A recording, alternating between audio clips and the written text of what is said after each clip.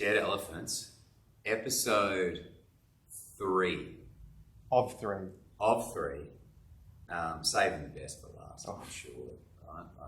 Right? We've gone through the whole journey with these 3 spectacular women. We've gone from conception to pregnancy to loss and now to the rainbow. The rainbow. Now, can I just confess to you, Chris, Yes.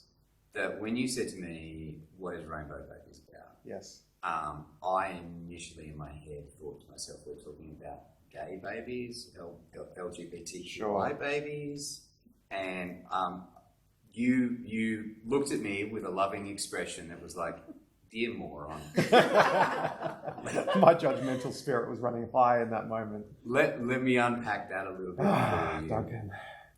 Can you break down, just for all the men that are listening, Sure. what the heck's a rainbow? Well, do you know what? I'm going to deflect to my friend Phoebe here because she was the one that introduced me to the topic. Oh, right. And so, Phoebe, what is a rainbow baby? So the rainbow baby is after the rain and the clouds and the storm, there is a rainbow. So a rainbow baby is a baby after a loss. Thank you. Right. You got that, Duncan? You good? Are we on the same page now? I don't get a lot in life, but I now understand. I may not be a smart man, but I know what love is, to quote the great Forrest Gump. Okay, Duncan may not be a smart man, but he does know what a rainbow baby is now. So when we're talking, Phoebe, about rainbow baby, is this the baby that came after Scarlet? I would consider them all to be rainbow babies. Okay, actually. wow, okay, I think incredible. it's any, because you've lost the innocence Mm. of the naivety of pregnancy. It's gone, and now every subsequent pregnancy is. She's shooting out rainbow babies. It's a whole. Because you're not in a mess. vacuum anymore. You've got the anxiety of the pregnancy. Yeah. You've got potentially, I would imagine, the guilt of the next child. I would guess maybe even resentment might come into it sometimes. I've known people for whom that's been an issue in the rainbow baby category, that you'll never be Scarlet. You know, you'll never be our first. So there's all sorts of feels that go with it. Yeah. And any of those feels comes under the rainbow baby conversation. Yeah. Is that correct? I'd say. Or you may feel even more joy because you don't take it for granted. Like, it can go both ways. But you're not in a vacuum anymore. Yep. Jenna, I want to throw to you. I mentioned at the end of last episode, you've been very patient. Yours is a story of miscarriage and rainbow babies. So can you just give us a little bit of chronology of your parenting journey? Sure. So it kind of ties perfectly to Phoebe commenting on the, that innocence of your first pregnancy or your first experience, if you're lucky enough to have something straightforward. My husband and I decided one day that we thought it would be a great idea to have unprotected sex, which we did. Duncan, control yourself. No And comments. that was a real blessing. We fell pregnant incredibly quickly with Ezra. First go. How long had you been married? We'd been married, we were married in 2016. Ezra was born in 2020. So I was pregnant in 2019. So 4-ish years. Yep. That's fine, that's plenty of time. It was heaps of time. And Paul's a grandpa. Jenna is married to a very old man. And he'll love me 42. for saying that. But he looks good, so You know what? This interview's over. I will say he does look good. That man has buns of steel. Enough about his buns. So that experience. Shut up, Paul. That experience for us was so. I thought that was the norm, right? You know, you go to PDHPE class and they tell you don't ever have sex because you will get pregnant. So when it happened straight away for us, apart from the fact that, you know, Paul wanted to tell everyone that he had a 100% hit rate, which was so mortifying. And he's still Ovary assassin. to this day, he's still like, it was me, 100%. I'm like, mate, it takes 2 to tango. So I naively... Not in our eyes, it's just a straight shooter. 100%. Yeah. 100% hit rate. Sorry. So in my eyes, that was how it happened, and happy days, you know, no major issues with the pregnancy itself. You know, a little bit of stress, a couple of occasions where there was a little bit of bleeding, which I've now found out is somewhat normal as well. And so had Ezra, that was all great. Decided, we definitely wanted to have 2 kids. And so probably when Ezra was about maybe 12 months, 14 months, we thought, oh, let's give it another crack and see what happens. So I fell pregnant again very quickly, and unfortunately miscarried that little one. I think at the time Ezra was probably 17 months old or so. So lost that one, and was obviously quite upset about it. I think what was somewhat touched on before as well is where the men fit into this, because I've since spoken to my husband who said, for me it was sad, but you were really, you took it hard, you were beside yourself.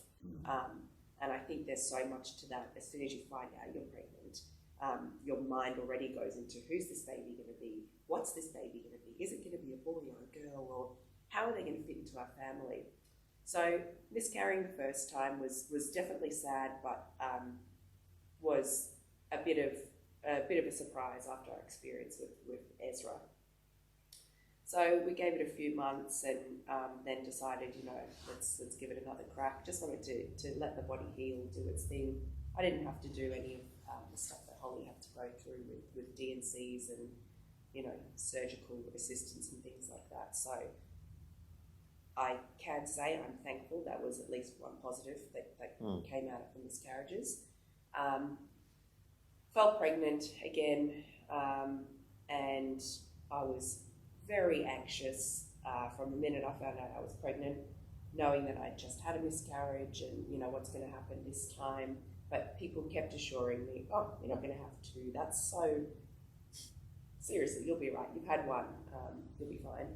So No science behind that. Just isn't the science actually the opposite? Correct me if I'm wrong, but if you've had, one is a sign that there may be an ongoing disposition towards it. I don't know that that's a thing. Okay. I think a lot of it, my OB explained to me after the second one that it's just bad luck, and I just rolled the dice falling twice, and basically, get on the horse and keep going. Okay. Get back on the horse. So you should definitely play you in Dungeons and Dragons. Yeah, absolutely.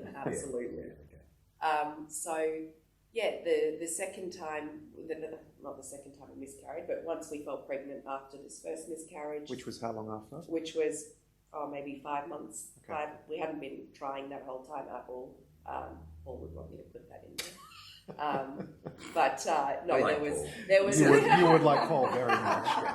there was a good break, because emotionally as well, I just didn't feel ready, which is another thing that I think people don't talk about. They go, oh, you miscarried so early, just keep trying. And you're like, no, emotionally, it is something that I have to deal with. I have to be okay and be in the place to go again. So when we found out we were pregnant again, I was very excited but very anxious. We were supposed to go on a family holiday, I think a few weeks later, and I was due to have that first scan, the heartbeat scan, which I think is often around the 8-week mark. And they'd said, I'd called and booked in and said, look, I'm highly anxious.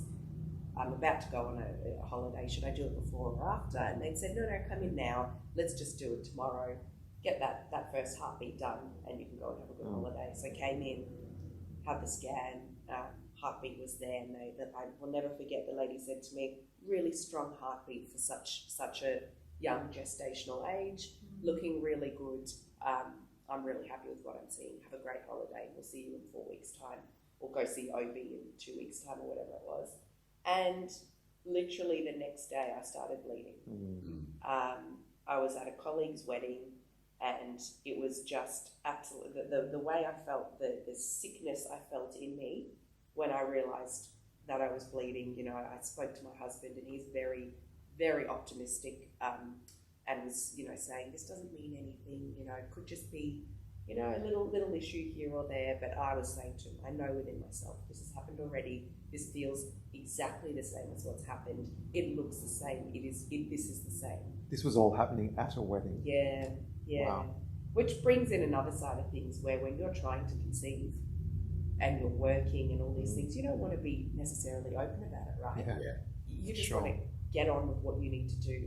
You don't want So more no one at pressure. this stage knew you're at the wedding, you haven't disclosed it to anyone. You're My just parents no knew. wine for me. Thank you Yes. very much, kind of thing. Yes, Yeah, yeah, okay. just doing the standard, like, oh yeah, subtle. on a diet, haven't lost any weight, but I'm going alcohol free. Or not drinking. Yes, I'm just not drinking at the moment. I learned the soft cheese one as well. That's Ah. that's the other giveaway. No brie for you. How Yeah. far along? Yeah, are you? yeah, exactly. So yeah, no one really knew at that time. Anyway, found out I'd miscarried again, and that was horrible. I went on holidays a couple of days after that wedding. I was away with my family. They'll probably all vouch for the fact that I was probably a bit of a shell. Didn't want to go out anywhere. Didn't really want to talk. Just felt super teary, and couldn't understand how it would happen to me again. This isn't fair. You know, other people fall pregnant all the time, even though, you know, we'd had no issues with Ezra. Just didn't think it was fair to have 2 in a row. Couldn't understand also how God would, I guess, allow me to go and have that first scan, hear the heartbeat, you know, have us get all excited, and then the next day, the very next day, or 2 days later, take it away. And it always reminds me of that song, you know, He gives and takes away. Whenever I sing those words, I think, Wow. He does. He gives the good, but He also takes the good away from us. So, yeah, I guess, look, when I fell pregnant after that miscarriage, which wasn't too far after, maybe 3 or 4 months after that time, I had said to my husband, look, we'll give it another crack, but if I miscarry again, I don't actually know where that leaves us, because emotionally I just can't do this. It's too much for me to live every day thinking, is this baby going to stick? Is this baby not going to stick? You know, questioning everything I'm doing. Was it that one sip of alcohol I had before I knew I was pregnant or whatever? That comes into your mind. Absolutely, all the time, Chippo. And I think men, or not men, but people, anyone who doesn't fully understand that experience can't understand how you are thinking about it all day. I have wondered, from the woman's perspective, how much all of this that we've spoken about in these 3 episodes, how much of the maybe it's my fault, maybe there's something wrong with my body, Yeah, that must naturally cross your mind at times. absolutely, Yeah. it does. Yeah, I mean, doctors tell you this is nothing you did, it's nothing, but I felt, well, it's my body. Yeah. My body's sole purpose was to keep the baby safe. Yes. And it didn't. I failed. And Is that what you're saying? absolutely, yeah. Wow. And despite however many times I've been told that, I think you can't fully Wow. get rid of that. You can't. That's another level of heaviness. Wow. And that's a lot of it that I suppose no one around you knows, that you're trying to deal with that. Not even in the early stages of pregnancy. I think once you've had any loss at any stage, every day you are thinking, what is going on? What's going to happen? Is this going to eventuate to a live baby? Am I going to have to, you know, start this whole process again? You name it. Like, this is what you're thinking all day long. And I think the hardest, can I jump in? please. I think the hardest for me was the notion of Jerry Springer. I just got very frustrated watching 16-year-olds who made out in the back of a van one time Yep. and they're bloody pregnant. Yep. And they're trying to figure out whether or not they're going to keep the baby or not. Or who the dad is. You know, and you're like sitting there like, mate, these guys sneeze and fall pregnant. And like there's these great humans in the world who could raise really excellent children and they're having a total mission about it. And so, like, I used to love Jerry Springer, but I went from loving the craziness of Jerry Springer to when you're in the moment being like, this is crap. I hate these shows. You know, because you were like going through the experience. Damn you fertile 15-year-olds. Oh man, it would annoy me so much. I never thought about that. Something to this date that infuriates me is just how little it's spoken about. Even so, we all went to girls only school. And during PDHPE, as you said, Jenna, you're just told, you know, don't have unprotected sex. But they don't ever bring up, you know, what can happen post that process. It's never discussed. And then you grow up, you begin to have these challenges, difficulties, and you don't know where to turn to.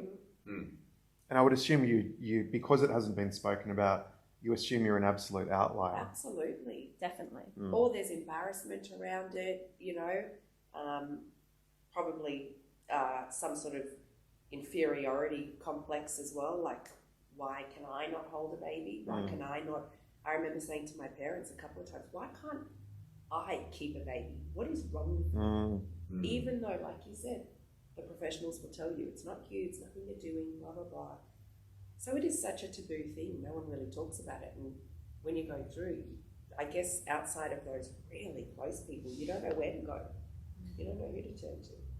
So you have Ezra first time up. Mm-hmm. You then have 2 miscarriages, Mhm. and you then, on your 4th attempt, I don't even know what the right word is. Success is not the right. You give birth. I do, to a live baby. Yes. Is that how we say it? Yeah, Okay. yeah.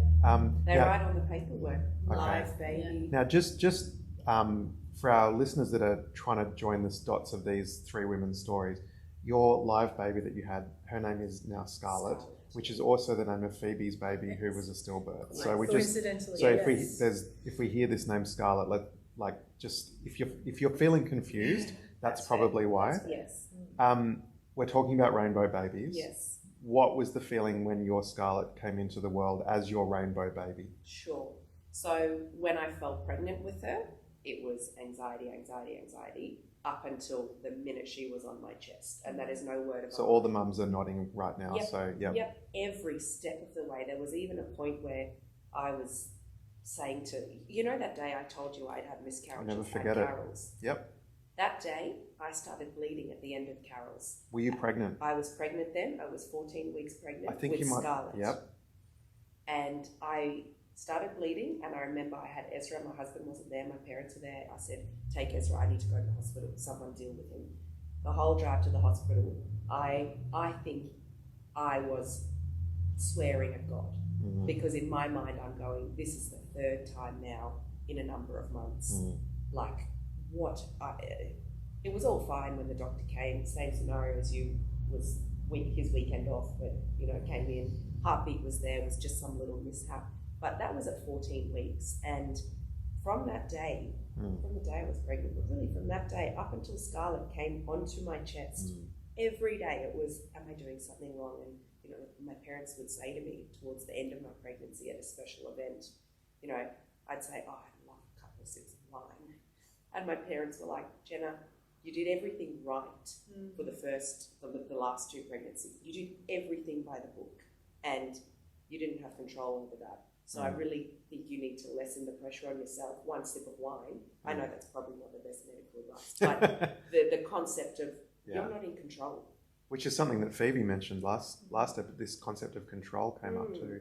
And Phoebe, I remember for you, with your subsequent pregnancies, I remember the heightened sense of prayer around the 29-week mark, and just that anxiety and that as I said earlier, you're just not in a vacuum anymore. And to me, as an outsider looking in, that makes total sense why it would be like that. I think then, you know, once you get past that anxiety and you end up with the rainbow baby on your chest, in your arms, wherever, that obviously first couple of days, week, whatever, is such a blur. To be honest, for me, it's like the first 8 months. I'm like, where am I? What has happened? Was this a mistake? Jokes. But in that period of that rainbow baby thing, there's so much gratefulness. There is just the sense of, I have a healthy baby who has made it to full term and is in my arms, and this is such a blessing. That was so real for me with Scarlett, but at the same time, I struggled so much with not enjoying those first 6 or 8 months. Because you were meant to be so grateful about it. Yes. And she was an allergy baby, and you name it, all the annoying things she was. And she's so settled and beautiful now. But I produced very difficult humans in the first 6 months of their lives. And there were so many moments where I was, you know, I'm sure it was the breastfeeding hormones and everything, but I was crying and then feeling guilty. And you know, I'd say to my husband, I wanted this baby so much. We wanted her. She's so wanted. But I hate this. And so it's really hard to once again hold those two things together and go, no, I can be so thankful and so grateful for this gift, but I can also think that it sucks. And I think society doesn't allow those two things to sit together. A lot of the time when I would complain, not complain, but just be talking to people around me about the struggles of those first few months or whatever postpartum, there was very much this, you had miscarriages, like you really wanted her, just suck it up kind of a thing. So now you're sleep deprived and you're being told you're ungrateful. Essentially. And that's hard for you. 'Cause Sure. You are like, I wanted this so badly, but it's so hard. So it's a mix of emotions with rainbow babies, for sure. Holly, what was your feeling when you, well, I guess you've got two rainbow babies in a way because you'd had miscarriages before Finlay and then miscarriages between Finlay and Stanley. Is your story the same as Jenna's or were the feelings different? Elements are definitely the same. And I think having miscarriages from the get-go, that became our norm. Yeah. So we got used to the fact of a miscarriage very early on. That for us was our norm. It was like, okay, pregnancy isn't always successful first time round. So, you know, I don't think either or grants more or less grief. It's just a different experience. Yeah. Thank you. Phoebe, in many ways, your rainbow baby story was what wanted me to do this series of episodes, seeing you, and I'll get you to share part of what you said at the time. So you had Verity after Yes. Scarlett. So we became pregnant quite quickly. Again, I was just dogged that we had to have a baby because that was part of the plan, which we're obviously off, of course. But yeah, it was so, I was a basket case, just every day you wake up, will the baby die today? Will the baby die today? Wow. Sweet mercy for 9 months. I mean, like if I could go an hour without thinking that, it was a miracle. And remind me, Scarlett died because of, So she died from parvovirus. which was technically an outlier that shouldn't theoretically happen again. Yes, no. So that had no impact on subsequent pregnancies. Yes. So they said, so parvovirus, they said, is in the community. It's unlikely that you get it. It's very unlikely that you give it to a baby, Yeah. and it's just near impossible that that baby's harmed by Yeah. parvovirus. In other words, you got extremely unlucky, Extremely unlucky. and theoretically, which lightning's not going to strike twice. yes. However, when your sample course. size is 1 and 100% of the babies have died, Yep. that is, you have a skewed, and people, doctors would say stats, and like, well, I don't feel comfortable with any of the stats Yeah. because the stats were not my friend last Yep. time. So why would I rely on stats this time? So yeah, it's, I found it, the anxiety all encompassing, just trying to focus on work and not be crazy at work. Work and pregnancy is a whole nother story.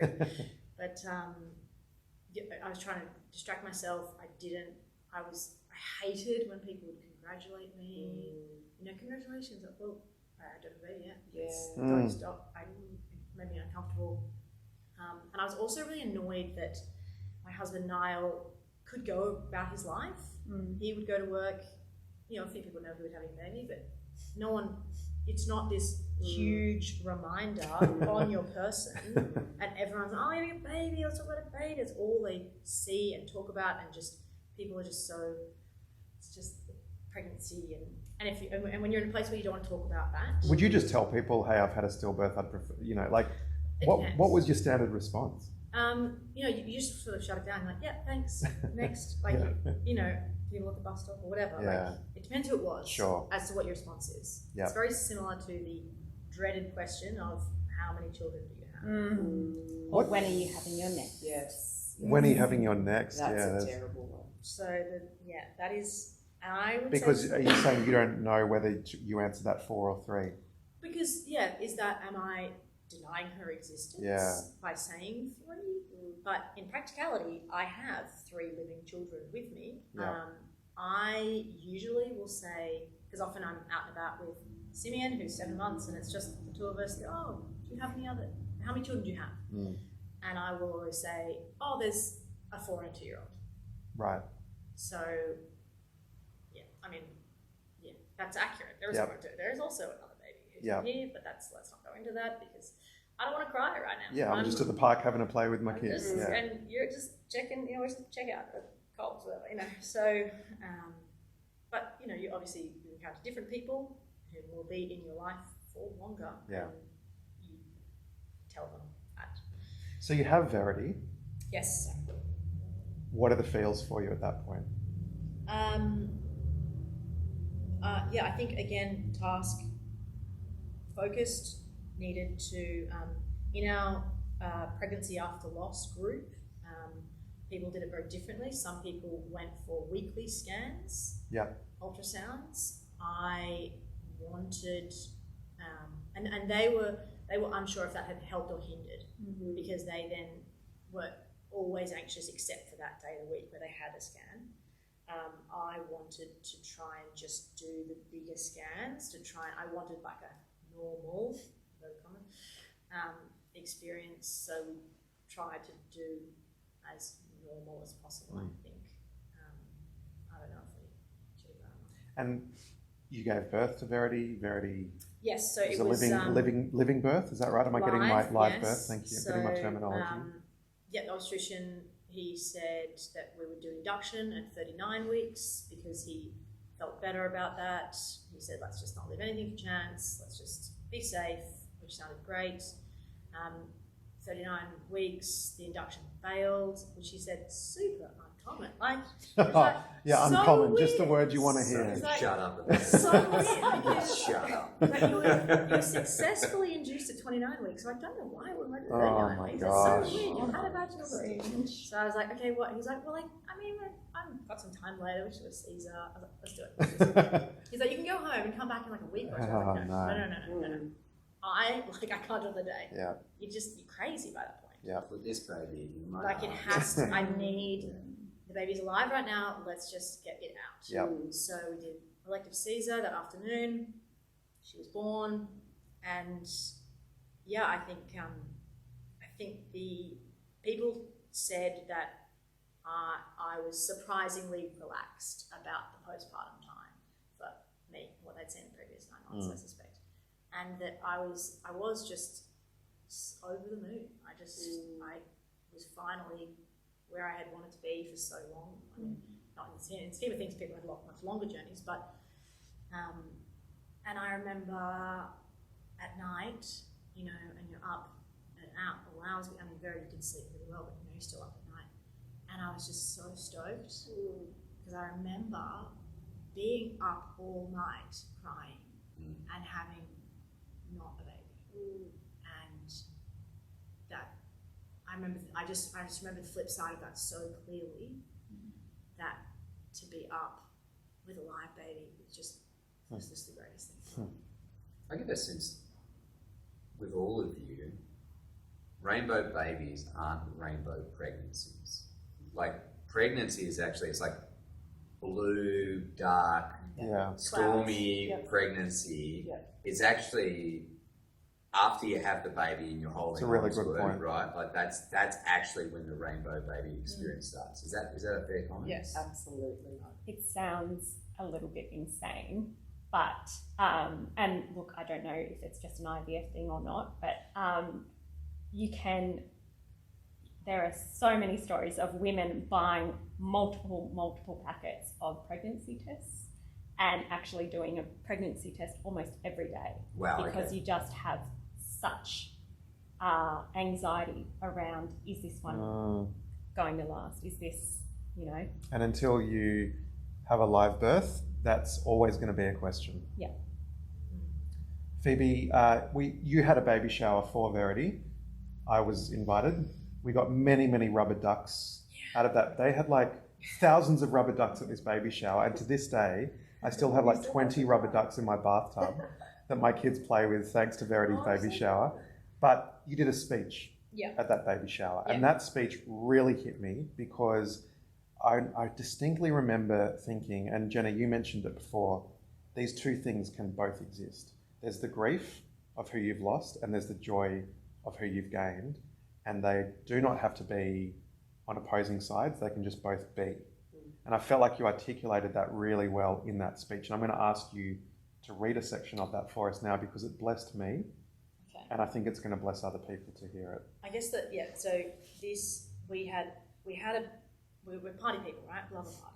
And we had a big baby shower planned for Gosh, I love that. Scarlett. This house that we were at, which is Niall's it's a parents' party house, house. has a putting green in the backyard. It's made for parties, right? Real. And I remember in the hospital when we had been told that the baby had died, that we had to send everyone invited a message saying baby shower's cancelled. And so the baby shower kind of became a bit of a symbol, I think, of success. Maybe that's the wrong word, but and I was really nervous about doing one again because it felt like a bad omen of sorts that I don't want to template. You know what I'm saying? So doing it was really intentional about having a really big party, and I think because so many people I'll read it, but I was really conscious that I didn't want this to be, oh, you have a baby now, forget the past, forget what's happened. Like, no, we need to, let's not, we can't forget. Yep. So I think this was sort of almost a declaration of sorts to our family and friends that this is how we're going to proceed. Okay, I'll read a small snippet. Frame of reference for me, how many Prosecco's are you into as you stand up? Oh, I mean, you've had a lot. Okay. You love, So 4 Prosecco done. yeah. Okay. And I sort of was standing on this like really wobbly chair actually, and I was like, "This is a bad idea. You're very pregnant." Woo, Phoebe! Let's go! Let's got the cake already. It was a great So day. you hadn't had Verity yet? You were No. still pregnant with Verity at the Yeah, time, I'm of pregnant. course. I was, Okay, yeah, I'd just forgotten that. That's what a baby shower is. Yeah, all before right. baby. All right, Jenna. Yeah. All right.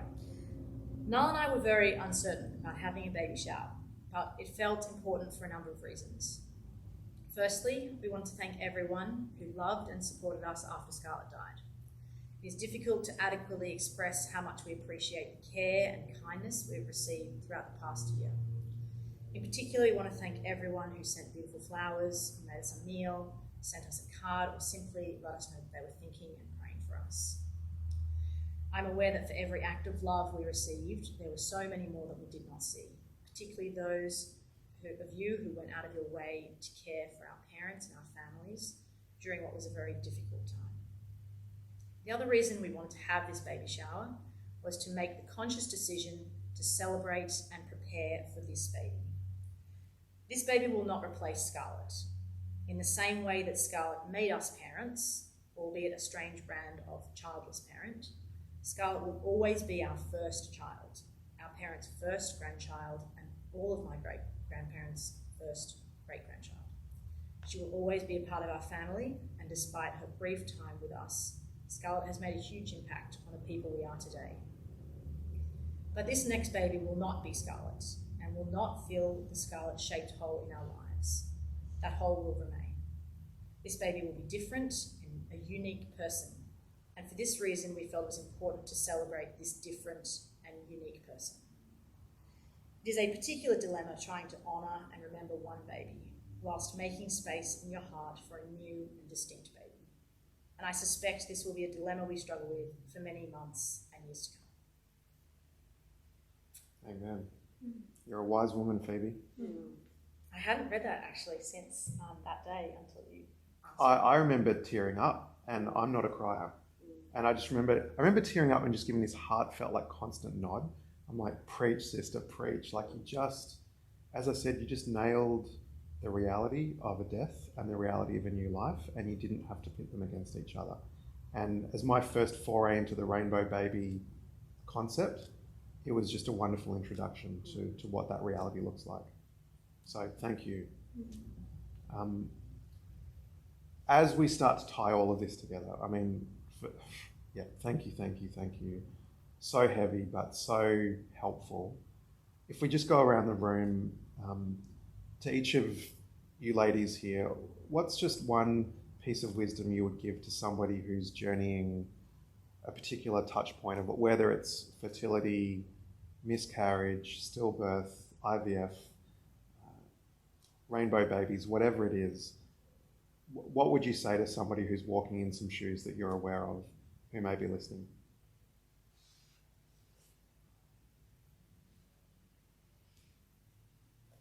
I don't mind starting. I'd probably say you might be surprised to find that the person in the pew next to you is going through something very similar themselves. So as isolating as it does feel, you are so not alone. There are so many people, whether it is a fertility or infertility journey, whether it is multiple miscarriages, stillbirths, you name it, everyone on that spectrum, it is a large spectrum, so you are not alone. I would probably also say for those people, like I mentioned before, was probably had a few choice words between myself and God. And while I'm not proud about those moments, they were helpful. It was okay to tell God how pissed off I was and how incredibly hurt I was and how anxious I was every day that something was not going to eventuate according to my plan. So I would be saying it is so okay to have those conversations with God and to cry out to Him. But also, although it's not always helpful to hear somebody say, God's in control when you're losing a baby or whatever, He is in control. And I'm able now to stand back and go, oh, it sucked, and I hope I never have to go through that again if we chose to go for a third child. But God was in control, He is in control, He's always going to be in control, and I can have that sit alongside the fact that I'm hurting like hell right now and can't understand what's going on. So that would probably be what I would say to those people. Just, keep praying, and if you can't pray, ask someone else to be praying for you. Because there were times in my pregnancy where I got not sick of praying, but I guess I got sick, I did get sick of praying for God to help that baby grow and come out alive and make it to the end. So just use the people around you. People want to pray for you and they want to uplift you and hold you up. They want to do what's helpful, and a lot of the time they just don't know what that is. So if you can say, hey, I actually don't have it in me to pray for this, please pray for it. That's great. And to people in the wider community who are not experiencing this themselves, but know of people who are or might be, I sort of touched on it before, sometimes just say less. Just be happy to be a listening ear. And if someone honours you in such a way that they're happy to open up to you about these things, if you don't know what to say, it's okay to say, I don't actually know what to say, and I'm just going to listen to you. I would say less, but say something. Yes. Even Why? if that is, I don't know. Why? What's wrong with saying nothing? Because if you say nothing, I think there's a misconception that they're not sad right now, so I don't want to make them sad. But they're already sad. Right. You're always sad. So you're yes. So You're not going to trigger them. and so by not saying something, all I think is, wow, you've forgotten. You've obviously forgotten. You've forgotten her. You've forgotten what's happened. So just I think an acknowledgement. Hey, I'm so sorry. That's enough. Do that at the beginning of the chat, so then you can move. But and I think as well, I really off topic, but I really appreciated other people's tears. It almost was like permission for me to cry or be upset. Whereas I felt like when everyone's doing a really elaborate job of trying to make me not upset, that I'm not allowed to be upset. Yes.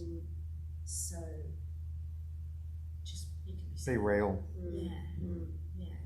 Thank you. Holly, for anyone going through a journey that reflects some of yours.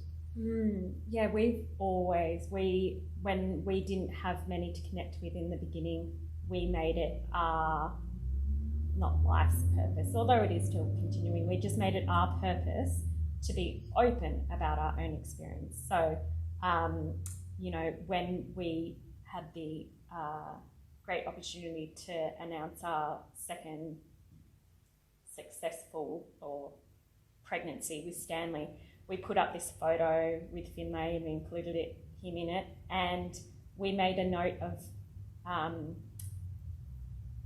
saying, you know, we have experienced a lot of infertility and IVF, and it's okay to know that others are going through it. We're very open to others coming up and talking to us about their own experiences. And I had a point before, sorry, I can't remember now. But I just think knowing that God has your family mapped out before they're even here, I think that was a really, he had our lives mapped up. He had our family mapped up. Finlay and Stanley were always meant to be. Yeah. Thank you. You made me think of a concept that's always meant a lot to me is the wounded healer is a term that Catholic priest Henri Nouwen coined in a book, and the point, as the name suggests, is when we've experienced wounds, whatever they are, sometimes in time, we all have to process those wounds, but in time the wounded often become the best healers for others with a little bit of openness. It's not a prerogative that everybody has to do it. Not everyone has to be as open as you have each been during these episodes. But if you do choose to be comfortable enough to do that, man, God can use you in mighty ways to bless other people. And that's not the full redemptive arc of the story, but that's a powerful part of it. That your story will not be wasted in helping other people go through something similar. So thank you. Cool. Thank you, ladies. We appreciate you coming in and spending some time with us on the Dare Elephants podcast. Again, comments on the Discord channel. We don't use social media because it's the cesspool of the internet and it doesn't make for an intelligent conversation in any way, shape or form. So jump on Discord and do it there. And Chris and I will see you again next week. Just two white dudes next week, back to normal. This is